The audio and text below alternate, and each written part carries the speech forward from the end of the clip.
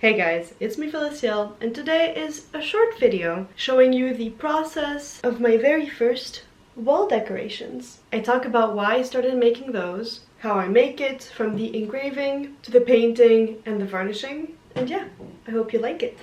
I hope the sound of the laser machine isn't too bothering, but I wanted to bring you guys along to show you what I'm doing. Essentially, during the last market, I realized that I really needed to focus on doing more laser engraved stuff, and that's when I started working on making wooden mural decorations. This is the first time I'm using my machine since I moved back to France, so it's very exciting. We moved it right in front of the window here. My computer is right here, so it's pretty easy to do the calibration and everything, and I'm genuinely so excited for the results. I'm also currently melting my ass off because it's so warm outside, and my bedroom and office is on the very last floor, so the warmest place in the whole house.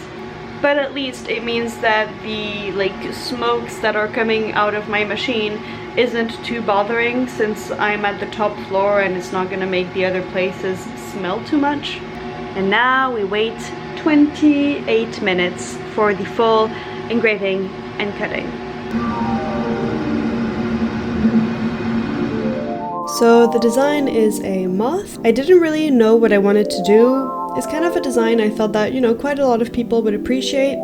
I started by sketching it out on my iPad, and I did actually quite a lot of color tests before finding this color palette that is, very purpley and pink.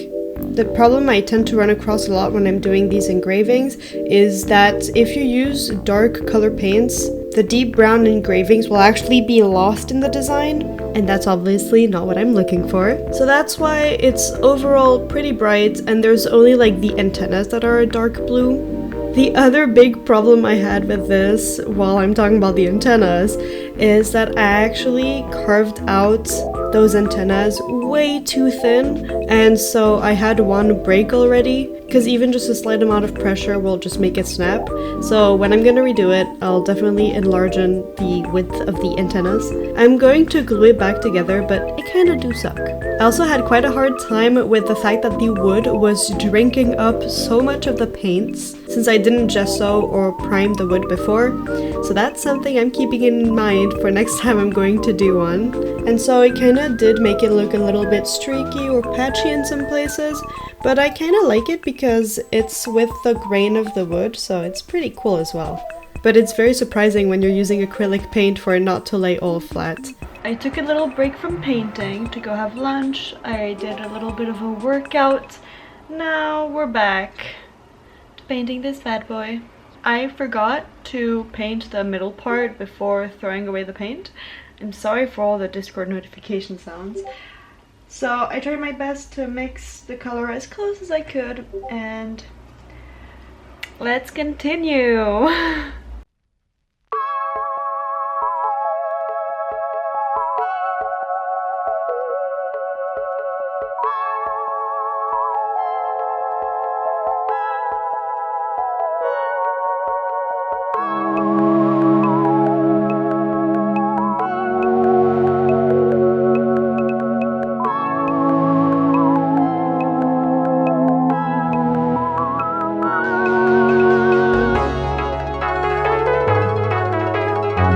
So the last step is to varnish it.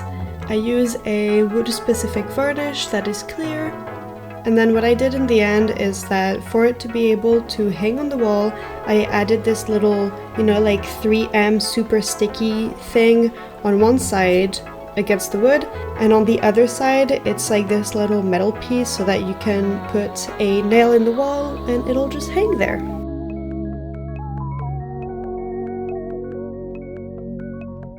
And that's about all that I have to say. I hope you enjoyed this short video. I had this footage recorded and I didn't really know what to do. The segment was a bit too long to put in a studio vlog, so I figured might as well just make a full video out of it. As you can understand from when I talked, I am changing what I'm selling on my shop.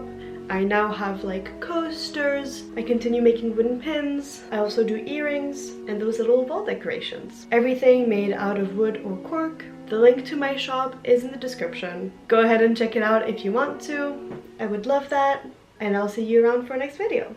Bye bye!